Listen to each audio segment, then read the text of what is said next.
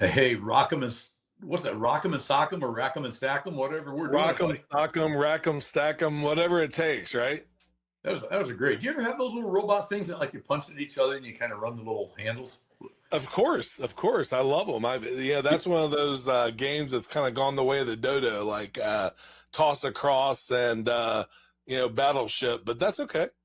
That's right. I see you got a Batman. You got the Batman sign behind you, though. That's pretty cool. I've got lots of Batman stuff behind me. We were just talking about that with our next guest. He said that he had one of his cars took all the logos off and replaced them with bat signals. So I thought that was pretty cool.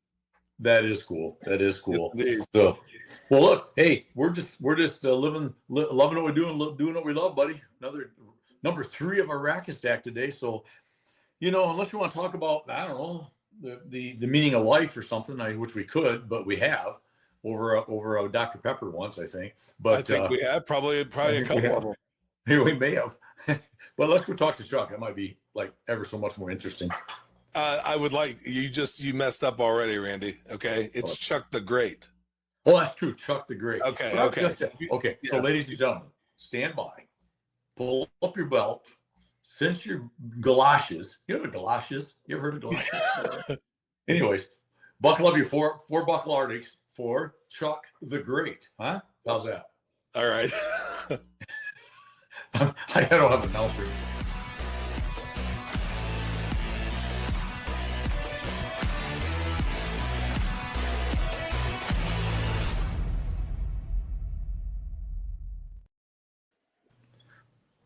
There he is, the one and only Chuck the Great. Huh? How's that? Hey, Randy, that's perfect. Yeah. I almost said that with conviction, too. It's like, almost like I meant it or something,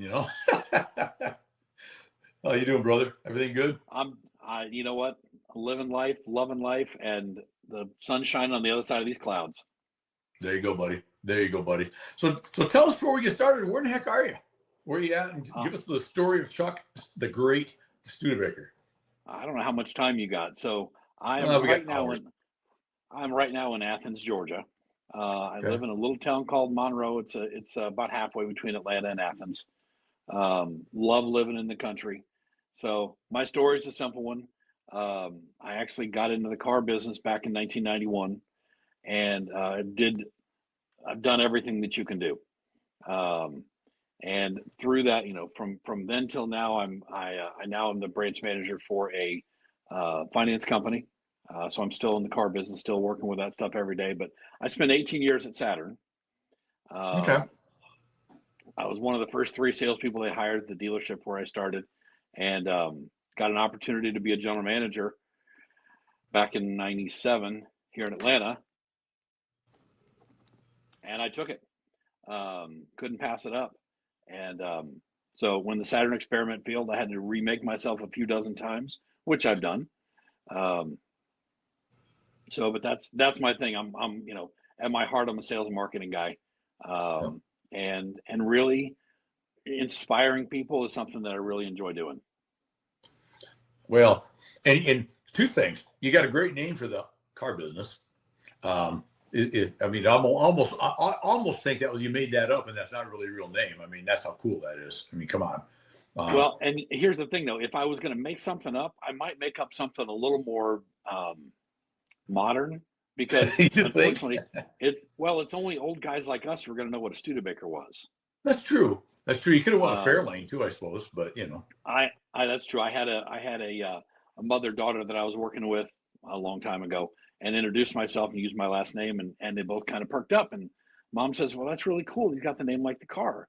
And the daughter says, "No, he's got the name like the bar." So like 2 different generations. There was a bar. There was a bar called Studebaker's. They had one in Myrtle Beach. There was maybe one in Florida. I know there was one in Atlanta for a while. But that was what they both knew. Wow. But they knew one knew that's the car and one was the bar. Generational, right? That's awesome. Exactly. That's cool. Exactly. That's cool.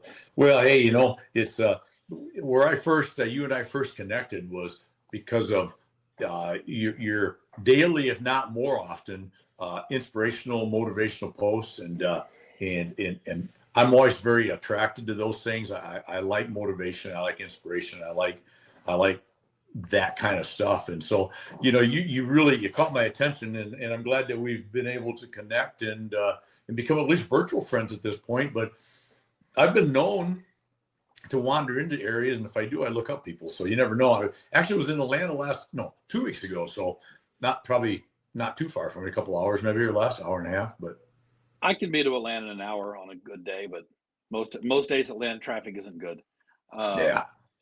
Yeah, so that whole what you've seen me do, and you've seen that across a lot of different social media platforms: Facebook, Twitter, Instagram, Mm-hmm. LinkedIn, and TikTok. I know I'm kind of old for a TikTok guy, but I make it work. Yeah. So ab- what do you do? it was a little over 6 years ago. I was listening to a motivational speaker. He was doing a sales presentation, actually from back in 2012, that I was watching on YouTube. And one of the things he talked about was all of these social media platforms and the fact that it's a way to get your brand, whatever your brand is, out there, and they're all free. And that's what really piqued my interest. I said, "Oh, free! Chuck likes free."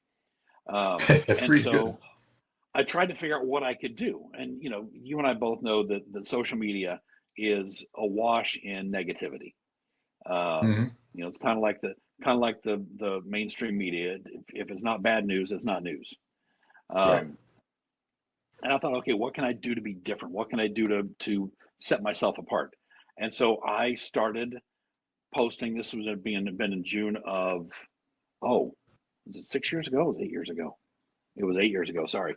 I started posting like in June of that year, Monday through Friday, and wasn't thinking there were people that only looked at their social media on the weekends. And what I found was, and so I at the end of June, we took a vacation, and I was completely off social media. So when I get back, I've got all these messages from people saying, "Are you okay? Is everything all right?" They'd already gotten used to seeing my stuff. That's And awesome. so at that point, I started doing it every day. Back just a couple of months ago, it was 3,000 days in a row that I'd done it. Wow. That's impressive. And so, and I do it every day. I do it the same quote across all the platforms. And when I started, I did it as much for myself as anybody else. How do I keep myself motivated? How do I keep myself getting out of bed in the morning? I don't necessarily know when I get up in the morning what my quote that day is going to be. Sometimes I'll write notes down during the week, or maybe I see something last night and I go, oh, and I'll write down that word. And then I'll just kind of meditate on that word when I get up. And whether it was vacations or bouts with COVID or whatever, I've posted every day. And I've been, I had teachers when my kids were still in school. I've had teachers of theirs that I was friends with. And they would make my kids get up and read my quotes in class. Oh, really? Which That's awesome. Irritated the snot out of my kids. I'll bet. Like, Dad, come on. And my youngest son is a firefighter in Gwinnett County here in Georgia. And about 2 weeks ago, he texted me. He's like, hey, where do you have all of your quotes? And I'm like, and so I listed all of them off. He goes, okay, thanks. I said, what are you doing? He goes, some of the guys at the station wanted to read them. So there, he's doing his part for me. Good. Well, that's awesome. Well, and like I said, I first started seeing him, and then I saw, like you said, I saw him every day, and I said, okay, this is a guy I got to know, because you're 100% right. I'm all about positivity, and I'm not. I'd have to think back to be sure that I'm not misspeaking, but it's very seldom, if any, have I ever posted anything that's not pretty positive in nature. Because, like you said, we have enough negative in life, enough negative going on, I should say, and you're building a brand around Chuck that, regardless of what you want to do, you're in finance now, you're involved with cars still, but the brand of Chuck, and that's what I really love. Is I love the theory, the idea of brand ambassadorship. Easy for me to say, brand ambassadorship. I usually say that better after I have a couple of Dr. Peppers, but or sounds better to me anyway. But I do love the concept of presenting positive out there, because people want to hear that. They want to. That's who they want to deal with, right? And your profession that you're in right now, people don't want to deal with a bunch of negative people. They want to deal with positive people, and people that you've worked with or that work for you. They expect and need to see that same thing, right? Oh, absolutely. And like I said, there's enough negativity out there, day in and out. And we just got through what, several years of negativity, Mm-hmm. um, that was covering up our TV screens for a while. Um, so being able to do that makes a difference for me. And my hope is, like with you, that it makes a difference for other people as well. Exactly. Exactly. If that's what we set out to do every day, um, we're doing our part, whatever small part it is. The reality is, I try to remind myself of this, even on days when you're having a crappier day or you're just irritated with things. You know, the person that you grab the door for at the supermarket and you say, "Hey, have a blessed day," or "Have a great day," or whatever. That might be the only decent contact they had with anybody for a long period of time. Sometimes, with us that are blessed to have good people in our lives, most of our, we get a fair amount of positive every day, right? Even when there's some negative mixed in. But there's a lot of people out there walking around that don't get any, right? And if we can give them just a little bit now and then, I think that's a win, right? Yeah. Well, and I'm going to say something. I had promised myself I wasn't going to tell anybody this, because you do good because you want to do good. You don't do good because you want something in return. But this Right. was a really simple thing. I made the mistake of going to Burger King, so fault me for that.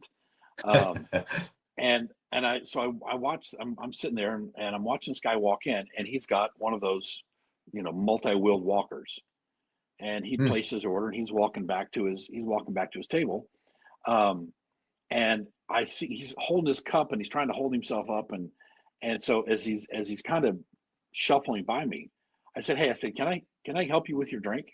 He goes, oh, that'd be great, thanks. So I got up and I got him his Dr. Pepper, and he went and sat down. I took him his cup, and I had heard him say his name when he placed his order. So when I heard them call his name, I glanced over to him and he was starting to move, and I said, "Stay put, let me get it." I just went and grabbed the guy's sack of food and brought it to him. Hmm. I wasn't looking for recognition, and nor did I get any. He said thank you, and that was enough. Um, Yep. but that was holding the door for somebody, saying have a great day, whatever that is. Um, Life's too short. Yes. That there's enough people walking around with a cloud over their head. Um, let's just try to make a difference today for somebody. Right. No, no, well said. And it's funny. So, as you well know, the name of our podcast here is Building Wins Live, and Building Wins, and that had the original purpose, probably, to be brutally honest, was because I rep manufacturers in the building materials world, and so building made sense. But very quickly, Wes and I determined that it's more than just that.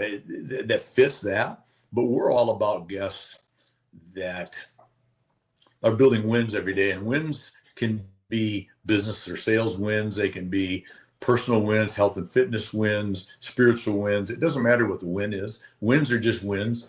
And I'm a big believer.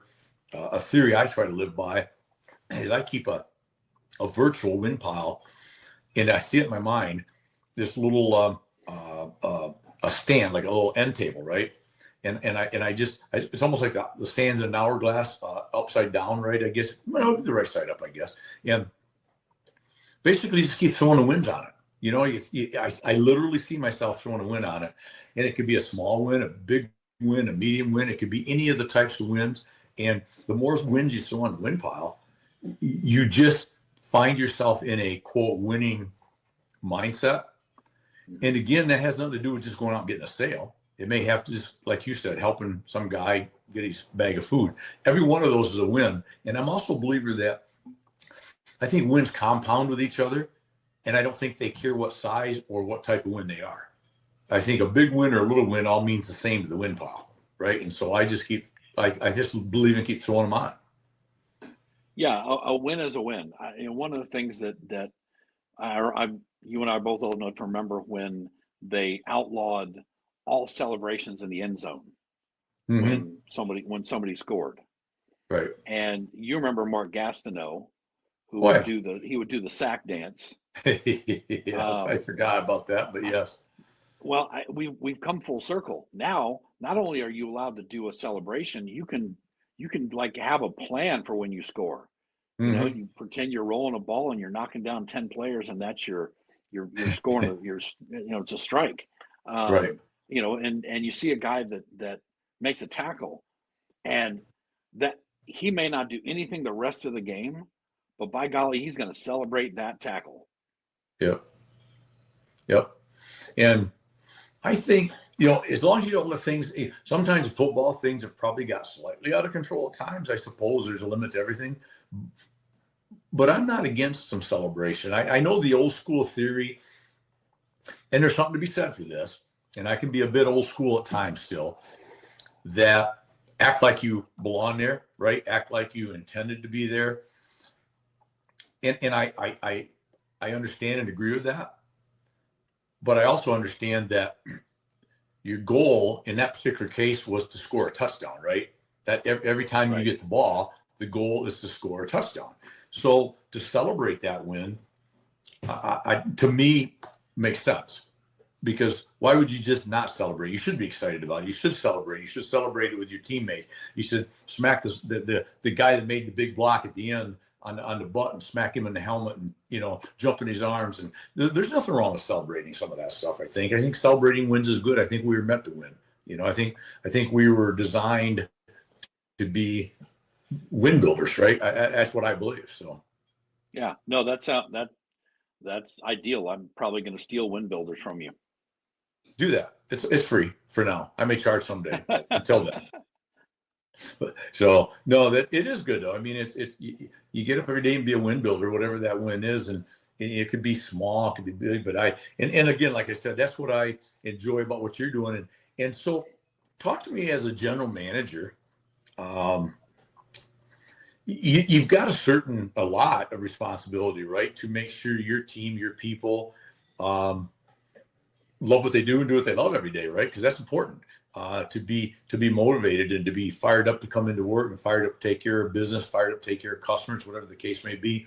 So that's a pretty valuable characteristic to have, to be somebody that understands that concept of building wins with your team every day, right? Yeah, absolutely. And everybody on the team, and let's go back to the football analogy. Everybody on the team doesn't get to score a touchdown. Right. There are lots of people that have to do their job for that touchdown to happen. Mm-hmm. All the way, and I turn this around on purpose, all the way up to the water boy. Correct. That everybody on that team, everybody part of that organization makes a difference, and they all have to be. You got to use whatever analogy you want. You got to be rowing the same direction. You got to be running the same direction. Everybody's got to be on the same play. They've all got those things on their wrist now that tell them what play they're going to do. Right. Can you imagine if somebody had theirs upside down? Yeah. Because I think that happens a lot. That happens a lot in organizations. You got the coach saying, "Okay, we're going to do a 1A play," and the quarterback says, "Gotcha, coach. We're doing the 1B," and then the guy on the end of the line says, "So the 2C is what we're doing," and all of a sudden, they take a 20-yard loss. Right.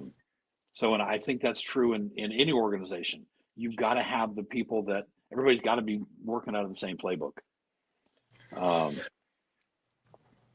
Well, and so interesting when you say that, because what you're really attempting to do, I think, is you're building a culture. There's got to be a culture within any team or business organization, a culture of winning, for lack of a better word, a culture of doing things the right way, and it typically starts at the top and works its way down. And there has to be that culture where everybody's pulling in the same direction. Everybody's fired up and excited about being there, because you're right. Um, and the football analogy is a great one, Chuck. The linemen do a lot of work and seldom get any recognition. I mean, everybody knows the tailback and the quarterback and the wide receiver, right? But not everybody knows the left guard, right? But many times, because of the left guard pulled and made the perfect block, is the only reason the tailback scored, right? And so if you develop that winning attitude that permeates the whole organization, everybody takes part in that win, not just the guy that scored the touchdown, right? And that's why you see I really love to see the quality individuals that make sure to go over and high five and slap the helmet of and pat and smack the guys that did it for them on the butt, right? Because they know that without that, they would not be getting all of the recognition that they would. So I think that works in all businesses, right? I mean, making sure that the business is clean and looks professional as the custodial staff is probably not as glamorous as being in your business, being in the world of automobiles, as being the star car salesman. We're selling 27 cars this month, right? They're the one that gets all the kudos, and they're the ones that get to wear the tie and do all the fun stuff. But if all those other things did not create, like you said, the water boy scenario is great. All those things come into play. It really is it gets lost a lot, but it is a team. It has to be. None of us do it alone. Absolutely. Well, and the other analogy I'll make is that as the torchbearer, you can have an awful lot of people on a level. Pick a level, I don't care. Middle managers, let's use them. You got middle managers that all know what to do, and they all know how to do their job well. But if they don't have a torchbearer, if they don't have somebody carrying that torch in front of them, saying, "Team, this is where we're going to go, all of us together," it's easy for them to kind of wander off and do their own thing. One of the I didn't say this when I got in the car business. I actually spent 18 years at Saturn. Lots and lots of team building kinds of stuff that we did over the years. One of the things that jumped out at me, and it was 5 years or so in, and it was a shared vision exercise. And so you take all your people out back to the parking lot, and you walk out and you say, "Okay, here we're going to tie this. We're going to tie this to a tree. It was a bandana. We're going to tie this bandana to a tree, and the object is for everybody to touch the bandana. That's our shared vision. We're all working towards that." Okay, yeah, I've seen it. I can get there. Except you take them back inside the building and you blindfold them all, and you say, "Now go find the shared vision." But everybody has to touch it before the exercise is over. What I watched, because I'd already been through it, so I was one of the facilitators. What I watched was 3 salespeople all find each other and said, "Everybody follow us. We're going to go find it. We know where it is." And they left, the 3 of them together. All the rest of the team, the rest of the salespeople, the office staff, the service staff, the parts staff, they all were standing there, blindfolded. And these 3 guys left. I can tell you all their names right now. This was 30 years ago. I can tell you all of their names. And they all walked out, heading towards the shared vision. By the way, they went the wrong direction. The service team, however, kind of took charge and said, "Okay, first of all, we have to stick together. It's not like we can send out scouts for this." So the service team all stuck together, brought the parts and the rest of the salespeople and the office staff in. And they all talked about, "Okay, where are we?" "Well, we can feel the sun. So we know we need to, if we go that direction, we know we're going to go away from where we need to be." The 3 salespeople, no joke, they were 100 yards away. They were never going to find the shared vision because they weren't together. Right. But the rest of this team stayed together, and they all got there. Wow. What they needed was that torchbearer. They needed somebody to say, "Look, I'm going to lead this, and you're going to follow me, but we're going to go together." And I think that's where the torchbearer really comes into play. Yeah. In a lot of cases. It does. And I think torchbearers, would you say, in your experience, nobody probably sets out, maybe some people do, but I think torchbearers become torchbearers probably because of upbringing, things that's happened to them in life, personalities, all those wrapped into one. I don't think you can just name, you can name somebody, but we've seen a lot of people that been named, quote, manager, whatever that title is. They have no qualifications for being that and probably no abilities to be that. Then you're supposed to follow that person. But I think that's a learned and earned position more than it is a given. Would that make sense? Yeah, absolutely. I've worked with lots and lots of managers, some of whom were good salespeople, some of whom were good service advisors or service people. A lot of them, though, you're never trained for your next step. All of a sudden, the next step is there, and you're like, "Well, I can do it." Mm-hmm. I spent a couple years out of the car business, but I was working for a forklift dealer. So selling forklifts is exactly like selling cars, but completely different. Because I promise you that nobody's spouse is going to wake up on Saturday morning and say, "Honey, today we get a new forklift." You don't think? They don't. I've tried. I've really tried. But one of the things that's really interesting about that business is that you have people that are they have a need, obviously, but they don't really know what exactly they need. And so you go, okay, well, I guess you're going to be the manager now. Well, no, that's not where I need to be. So it's just, and while I was doing that, I was training operators as well. One of the things about men and women when they operate forklifts, and I can say this because one of my sons and my daughter are both forklift certified.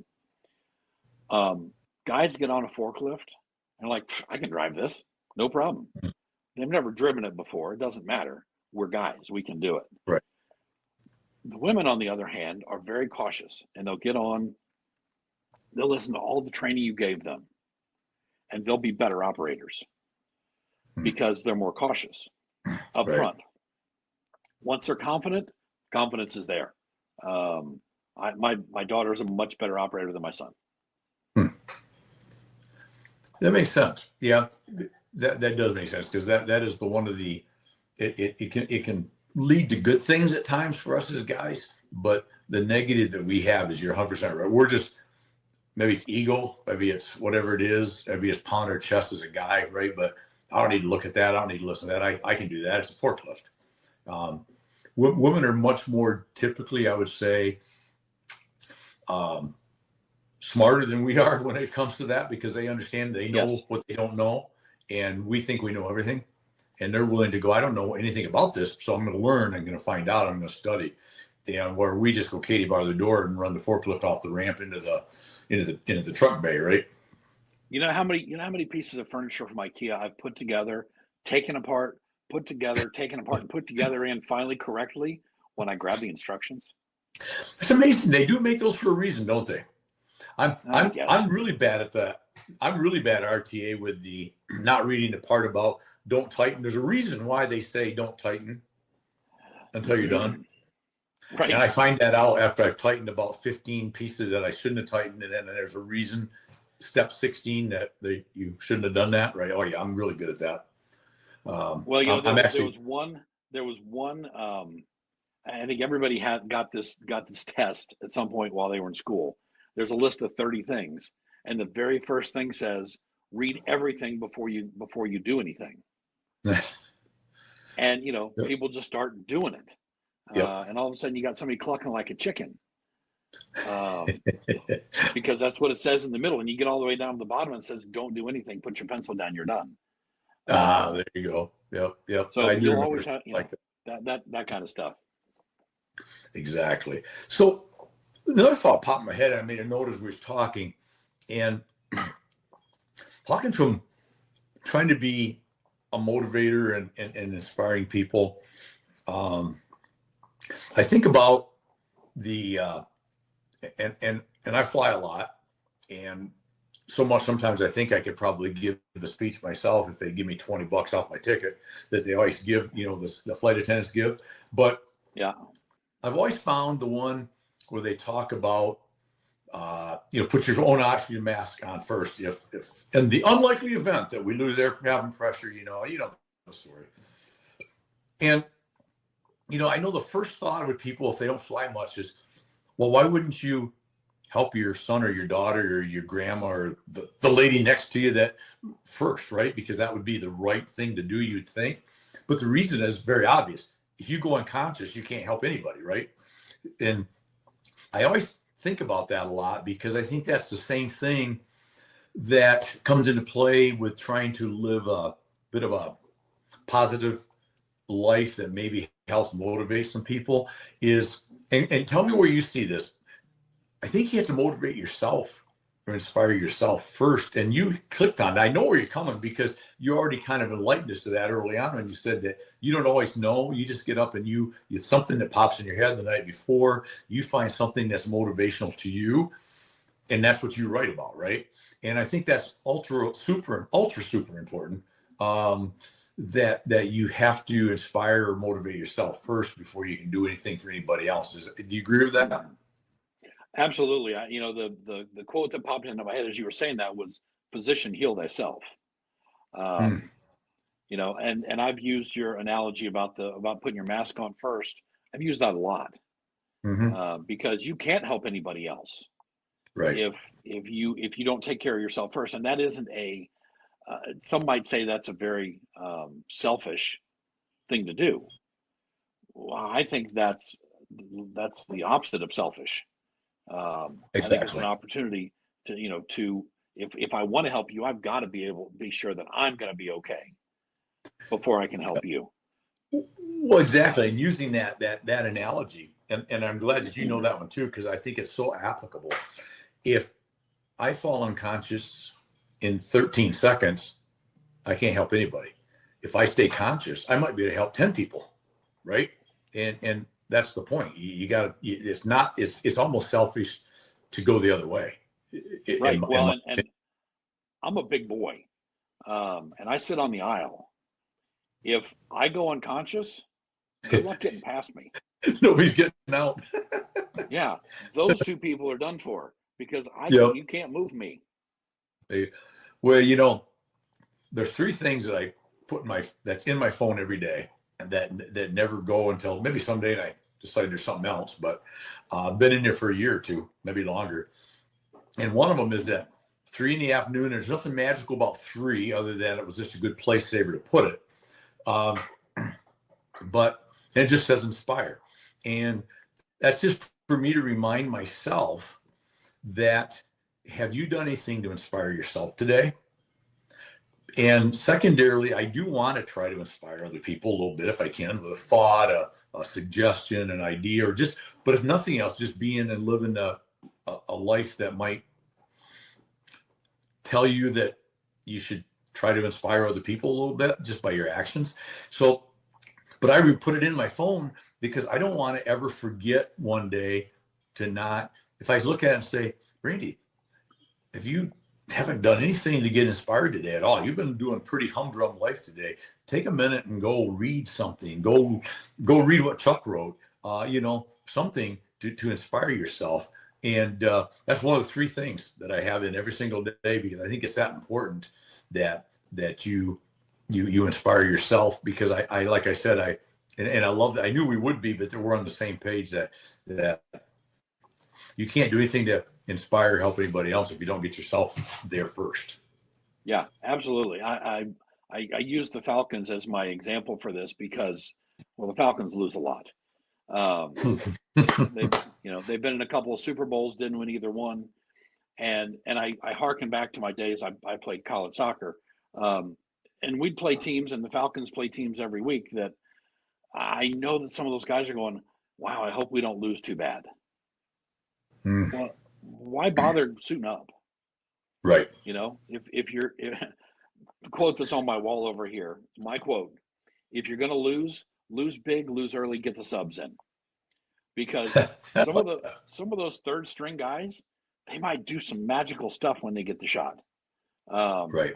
And if you walk out on the field going, wow, you can't walk into your month if you're selling anything, wow, I hope I don't lose too much money this month. Okay, just Yes. stay home. You have Yes. you have to believe, first of all, yes, I can win. Whatever winning looks like. Maybe winning looks like you made it out of bed this morning. Right. Maybe winning looks like you got through the week without strangling somebody. Winning might mean, And, hey, I won the game. yes. All those things are important. You know, one of the other things that I do,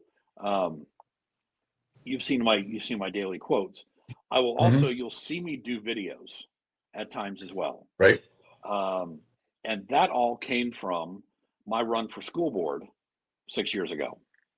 Okay. I would travel around to the different schools in my district and just shoot quick 1 minute videos from each school. I'd say something positive about the school, and then I'd say, come vote for me. I didn't win, by Mhm. the way. But I learned a lot. Um, and so I'll do 1 minute. You say, Chuck, I want, let's talk about this kind of motivation. Give me a minute. I got it. And it's usually one take, but I start them all the same way and I end them all the same way. Hey, it's your old buddy Chuck. Every time. Yep. That's just how I start. The other thing that you've seen, you might wonder about, is on the tail end of my quotes that I post, I put the hashtag "You Are Essential." Yes. Here's where that came from. That came from COVID. Okay. And so when COVID was getting ramped up, I was working for an automotive floor plan company. We did inventory financing for independent car dealers, and at one point, I'm going to say probably in end of February, 1st of March, we started hearing, look, if you're not an essential worker, you're supposed to stay home. Or Yep. if you are, and even better, if you're not an essential worker, stay off the road. Traffic was Hmm. fantastic during COVID. It was great. Yes. I never want to be there again, but traffic was fantastic. And I'm like, hold on, because I became a non-essential worker, got furloughed in the midst of all that. If I'm not essential, what am I? And Right. so I started adding that hashtag, and still do it today, because it's just one of those things that even if you've seen my post 100 times or 1,000 times, I want you to see that and go, okay, yes, I am, Yes. because you are. Well, you are, and I love that, Chuck, because then and what you brought up about the whole COVID thing, that was one that I hated that term, because Billy Bob going to work at the feed mill, while may not seem essential to some, apparently, it's pretty essential to his family, right? It's pretty essential to his livelihood, and to his kids being able to have some clothes and to whatever else.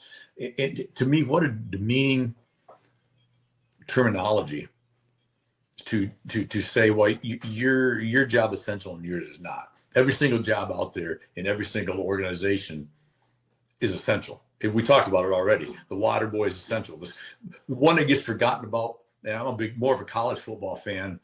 Go blue, even though my Wolverines are. We're just going to live off Hold the on, defending national champion. hold on. See, now you got to stop. Oh, Now you went and oh did God, it. here we go. I I'm did it, not didn't gonna I? I'm not gonna talk ill of that state up north. You're not? I'm a Buckeye through and through.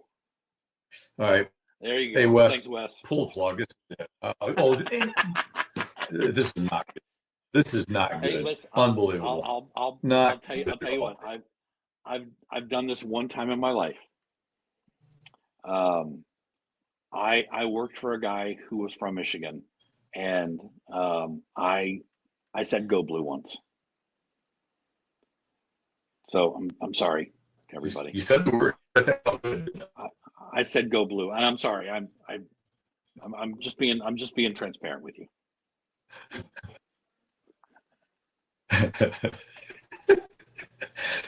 But Chuck, you know how good it felt. Deep down, you know it felt good. You know it I felt got good. See, I got a rash right here that I still got. well, all I know is I was despairing over the fact that we are not doing so good this year. With a fellow Go Blue buddy of mine, and he says, "Yeah, but we still got several months yet, to be defending champions. So I said, that's true. I'm going to live that one up. You know, Absolutely. you still Saturday are going to play the defending national champions. That's all I got left now, but it's still good to have. And you know what? I'd rather be defending national champions than never to have been national champions at all, right? It's absolutely. Because, anyways, but with that, I was going with that earlier. You talked about the water boy, and one of the most forgotten, I guess I would call them, I would think in a hierarchy of college football, maybe middle to upper middle management positions, maybe, I don't know if I'm right with this, but is the strength coach, right? Half the time, nobody knows who the strength coaches are. Probably one of the most valuable coaches on that staff. Nobody celebrates them. Nobody has them come and do speeches. Nobody, interviews them. But that, you got to talk about essential.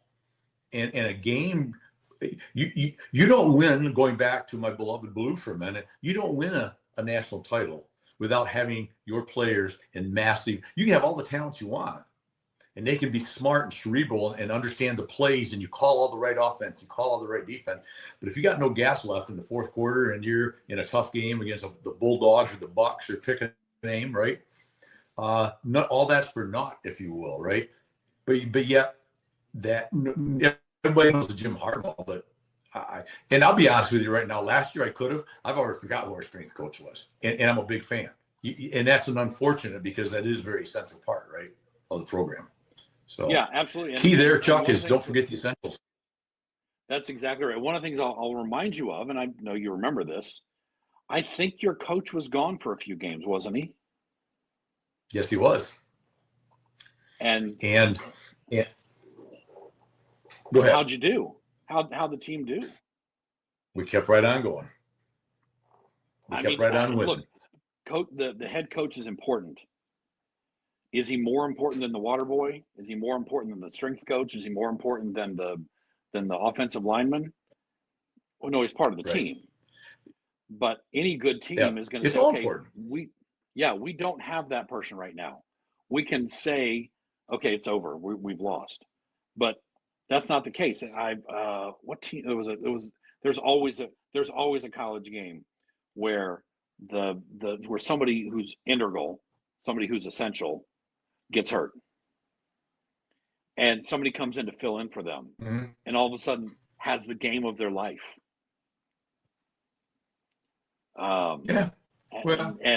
Exactly, and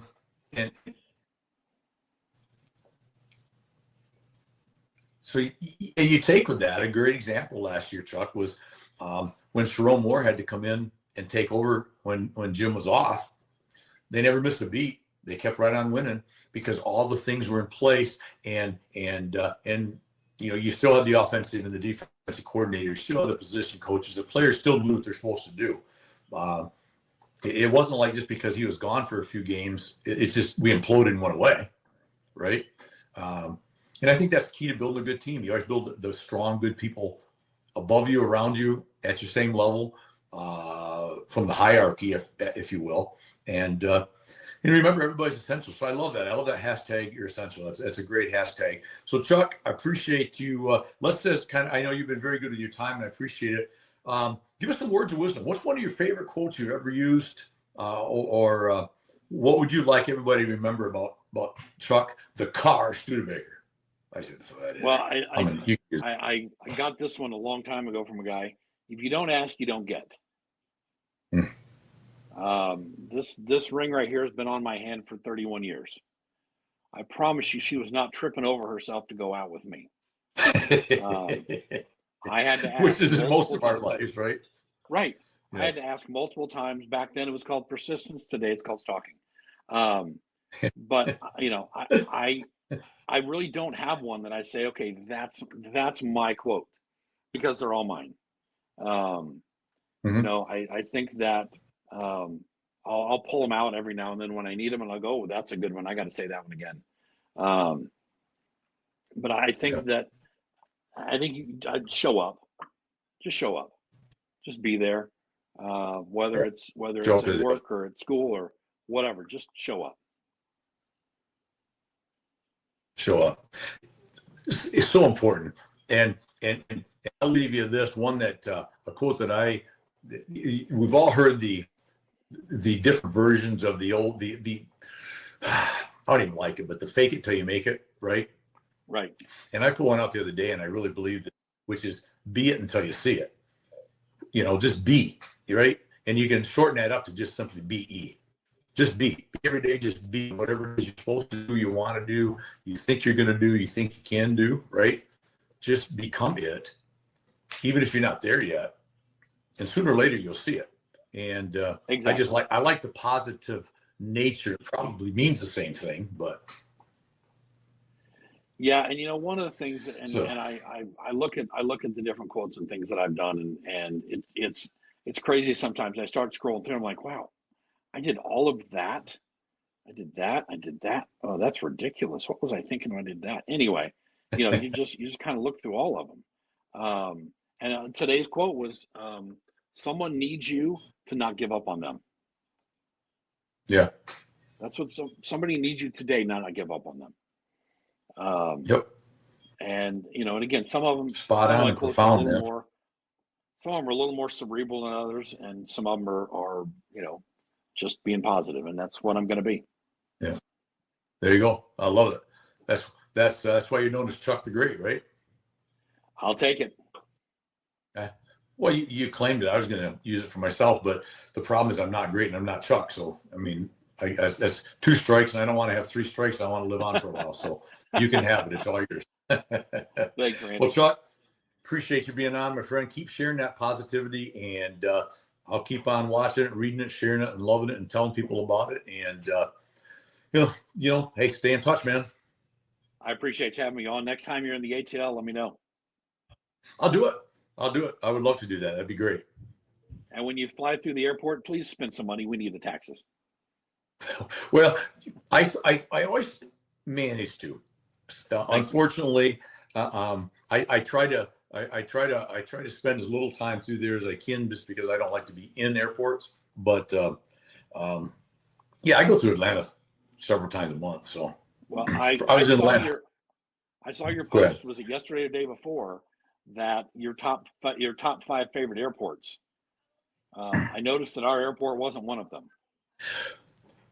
Well, no, I don't disagree with you. I'm with you, 100%. I agree. It's one of my top that I go through, and that was not just for anybody that loves ATL. That was not a slight on ATL. I was just being brutally honest. The other ones have. I'll tell you, my home airport is Fort Myers, Florida, because that's where I live most of my life. I live in Michigan part of the year, and I fly because of work. I fly in and out of Detroit a lot, and Detroit's a great airport now. The new airport, I say new, it's not new anymore, but great airport. Probably if I really wasn't for the fact that I picked 2 of my ones that are in and out a lot, and so they become sort of favorite. I love Nashville. I think Nashville is a cool airport, and I have my little spots there that I like to sit and listen to music and wait for a flight, and those are the things I look at. But yeah, it's ATL. I try to get my walking in every day, because it always seems like I can guarantee you that and I forget right now, but I'm always going to come into T and leave at I forget way the other end. It's like 17 and a half miles down. But if I got time, I walk it, because what else are you gonna do? I mean, exactly. You might as well, because otherwise you're just gonna eat varsity dogs, and you probably ought to just walk. Probably just walk. That'd be better. All right, Chuck. Appreciate it, my friend. Keep that positivity coming, brother. Thanks, Randy. Have a great day. All right, buddy. Yeah, you got it. Cheers. Thanks. All right. If you don't follow Chuck Studebaker, follow Chuck. You really, seriously, just a cool dude. Chuck the Great. And I've never met him before in person, but we've followed each other, and I follow what he does. And I, you know me, I love good motivational stuff, good inspirational stuff. And he comes up with some great stuff. So anyway, that's enough of that. Follow Chuck. Follow Chuck the Great. And go out, love what you do what you love, and live it, love it, own it, and go make today your best day ever. Till tomorrow. Then we'll make it better again. Let's go.